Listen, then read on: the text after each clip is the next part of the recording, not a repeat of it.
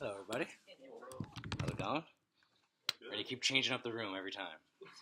Maybe we'll have it in the embroidery room next time. All right, okay. All right, so what a year it's been. I'm feeling great about everything this morning. You know, it's a fresh new year. 2018, it's in the past. I've been spending some time reflecting on the year. It was quite a ride. Most of you guys are veterans. However, Bobby, this is like your first meeting. Give us one sentence about yourself, since we're still getting to know you. Put you on the spot. What was Rob's on your first day? I think you said you kick ass or something. All right. I'll do it for you. You're an awesome guy and awesome embroiderer. Thank you. There you go. All right. And I enjoy being here. All right, cool. All right, and then this is another tradition that we have. Selfie. All right. Everyone get in. Long ways. I learned that last time. Everyone in there? Let me double check. Yeah. Let's see. That was a little blurry. Okay. Yeah. And Michael. All right. Okay. All right. So I've gone back and looked at like all our meetings from the year and kind of like a summary of the past year. So most of you guys were here, but Rob and Bobby will be kind of like a little history lesson over the past year. Maybe you'll learn some things you didn't know. All right, but to summarize each quarter for the past year, I picked an emoji to kind of run through our year. All right, so first quarter, I had like our starry-eyed. So we were really optimistic. I kind of had like a lot of big goals. Like we had a really big team. Kind of thought nothing could go wrong in 2018. And then came the second quarter, which I have the mind blowing emoji. So yeah, the second quarter. My kids are there. Yeah, and the kids, yeah. But yeah, the second quarter, things actually, they kind of went bad, as you guys know. It was, mostly my fault. We pushed the ads too hard, and we tried to keep up with having too many people, and we hit like a rough spot. But, so we decided then that we need to, batten down the hatches, tighten up. I told everyone, make yourself valuable, and I decided at that point, we're just going to keep grinding until December 31st, 2018. And then, so in the third quarter, I forgot to take the selfie. But, yeah, I was looking through my photos, but I looked through my photos. I couldn't find it. But, quiet but alive. Things were looking up. We're not out of the water. Holly's doing all the shipping at this point. We're still grinding. And I remember. I think the meeting was really short. Yeah, and I think that podium was symbolic of our grind. When was the third quarter? It would have been July 1st-ish, middle of the year, the start of the third quarter. And then the fourth quarter was recently, and I have kind of the smirking smile because we made it this far. We're not ready for a full-blown smile just yet, but this was Rob's first day. Bobby began I think it was a day or two later. But still, at this point, nothing matters except for just executing and just delivering for the holidays coming up. All right, so that's kind of the walkthrough of the year. But all right, so during the second quarter meeting, the not so great one, I promised you guys that I would always be transparent with you about everything.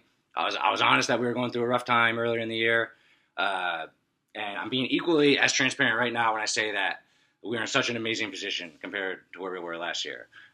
We stayed nimble, we kept a strong core, and 2018 it ended up being the healthiest year that we've had.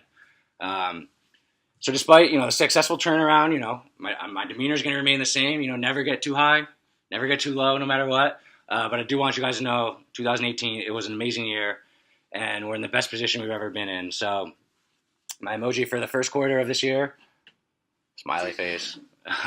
Yeah, we stayed true to the commitment. We grinded. We didn't look too far down the road. But now that 2018 is behind us, I see nothing but good possibilities and excitement for the future. And that smirk can turn into a smile now. So, yeah. So we have a great we have a great story here. Who knows what 2019 will bring? But I think it could be a special year. Just like we kind of felt the effects of not so great 2017 kind of hit in 2018. I think how we had such a good year in 2018 can just show this year in 2019. So that being said, I'm making it my personal goal, not to forget what we went through early in the year. I don't want to forget that feeling. I remember being over at that shipping table over there, everyone kind of we had to let a couple people go. It was terrible. And I hated that. I don't want it to happen again, but I'm really proud of how we fought through it. And, you know, I don't like to generally focus on negative things. It's a bad thing to do. But as we go forward, I just want to not completely forget that, have it in the back of our mind so everyone remembers it's a possibility and that, you know, your work and your daily effort is really important in, like, such a small company. Everyone's, like, so valuable. So I've been saying this ever since the first meeting we've ever had, but, like, 90 to 95% of businesses fail. And you guys might not have heard it that much, but I always say it. And I've been saying that forever, but now I kind of understand it in practice. Like, we easily, I could have folded back in February. Like, it was bad for a little bit. But we were very fiercely resilient, overcame it, and it's difficult. So let's just always remember that. And it's in the past, but let's not forget it. But so obviously, couldn't do it without you guys. You know, our company is crafting a great story. Is that a customer? Sorry. Let them know you're in an important meeting. Should I check it? When did this company start? My mom's basement in 2013, Okay. 14-ish. But it wasn't United Monogram. Yeah, When was it United Monogram? 2015, 16 is like the main time. Kind And of you guys moved in here. 2015, 15? yeah, something like that.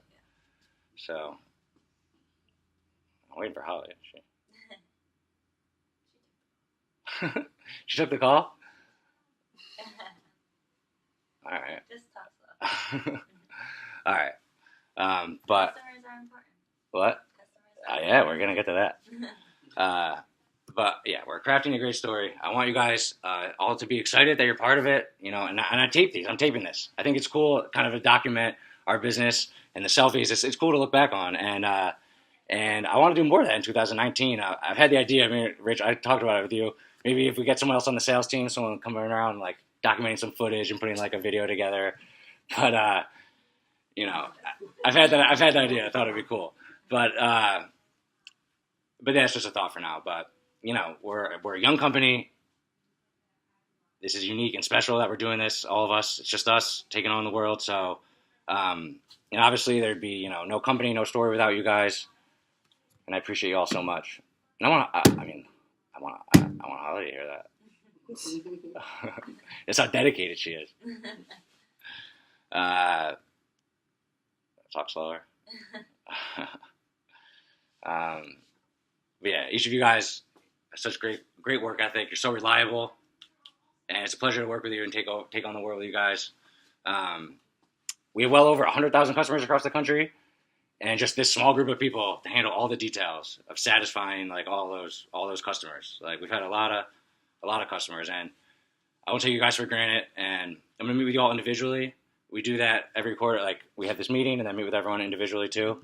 But if there's anything I can do to make your guys' lives better, just let me know, because I want you guys to love the company. You know, it's much easier to grow with a team who's like genuinely cares about the success of the company, and that attitude can spread, and it can make all the difference down the road as we expand. So I'll address this briefly because it relates to this, but as I'm sure you guys know, I had to fire Ben, and I was really disappointed about it because I love Ben. He did a great job. I thought it was funny. We embraced his quirkiness. You know, but when I started to go full-time DTG printing and we shared the station, he just started hating me. Like he didn't like that I had the numbers up. I don't know if like he felt like competitive about it. Mine were better, but yeah. All right. Took it.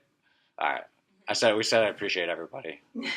So, but yeah, I'm just referencing how Ben just got really mad at me. Like I tried to talk to him. He got furious every time I would give pointers or recommendations. So basically for like a month, he wouldn't look at me in the eye. He ignored me when I said good morning, which is kind of funny when there was just two of us in the room. But I tried everything. I never mentioned the numbers to him again. The one time I was halfway home and turned around just to take it off the screen because I knew he was coming in the morning. I left him a long note, and again I gave him a raise, and I told him how much I appreciated him. I tried everything, and that didn't work. And he never said thanks for the raise or never mentioned the note. And I thought about it a lot, like way too much for my own liking, really.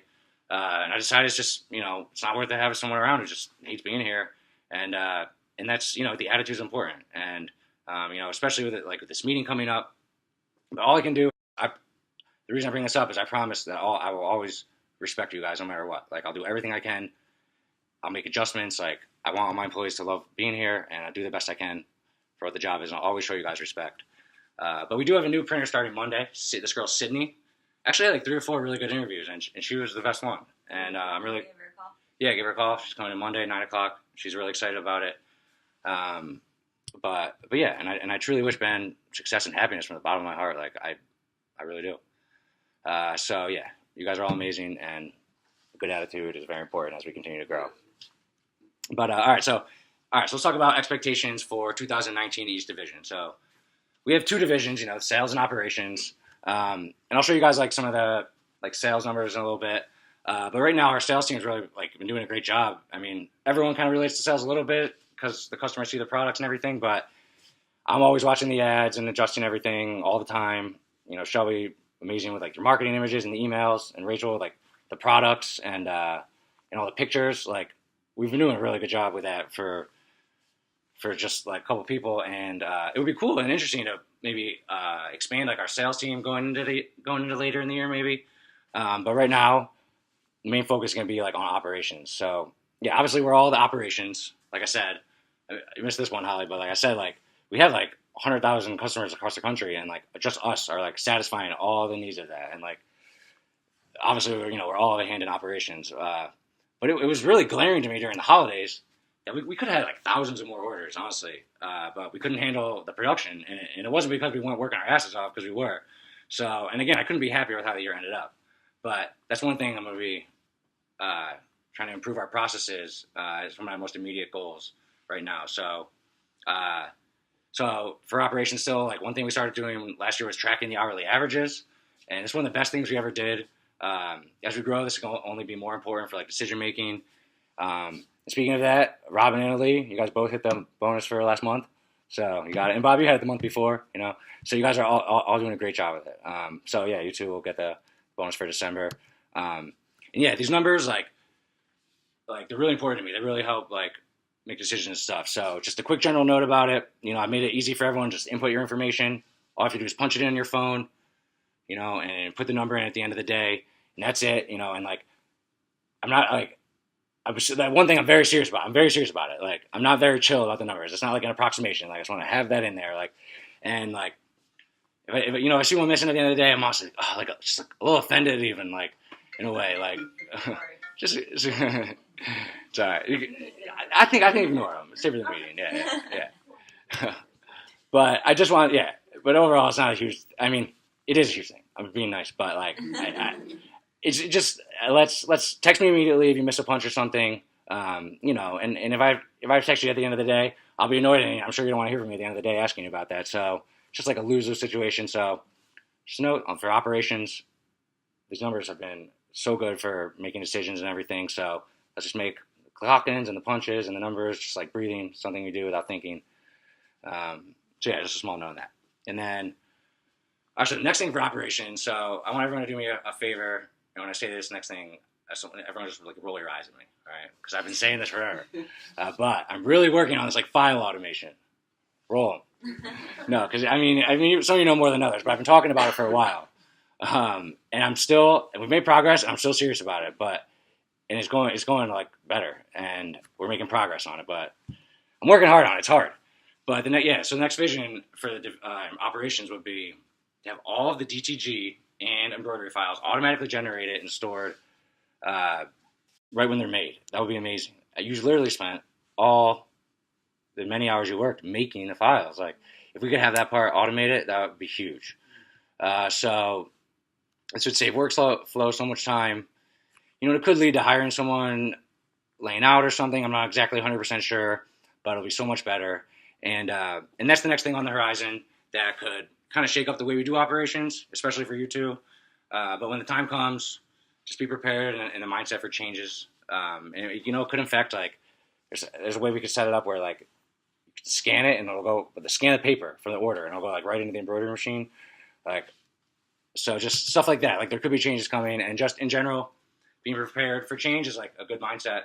Just kind of like I always had the mindset knowing that a lot of businesses fail, and then when the time came, it was good to kind of be prepared to that mindset. And that just basically means just because we do something a certain way now that doesn't mean it's the way that we always have to do it or it's the best way. I want to always be a company that is like questioning how we do things. And our processes for how we have them right now are basically like pretty damn good because we've thought about it so much. But yeah, I want to always like will us to get better.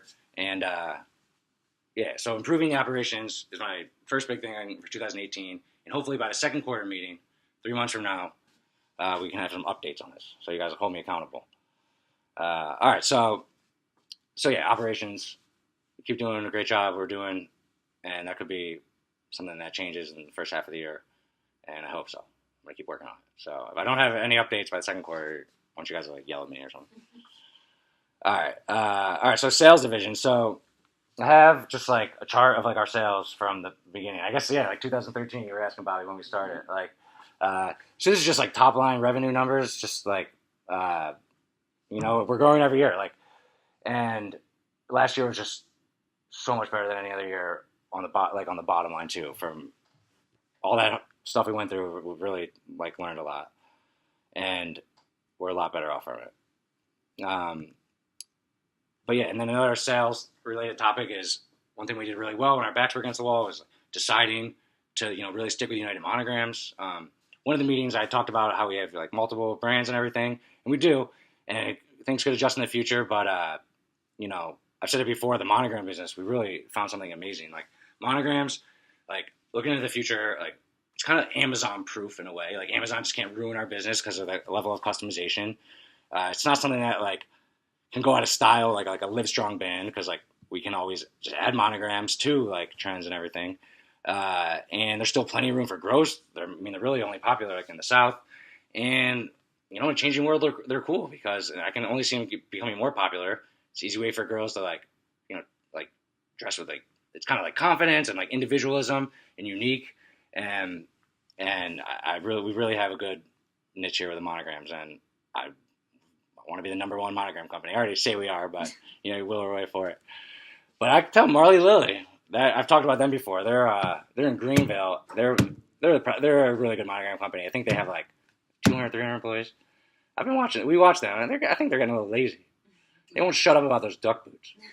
They just have all they ever talk about is these duck boots they have, and it's the only product they sell. Like, they must have got like 5 million of them made. Now they're like, oh, we have to sell all of them. But like I've been watching them closely. Like they're kind of on autopilot. We can pass them up.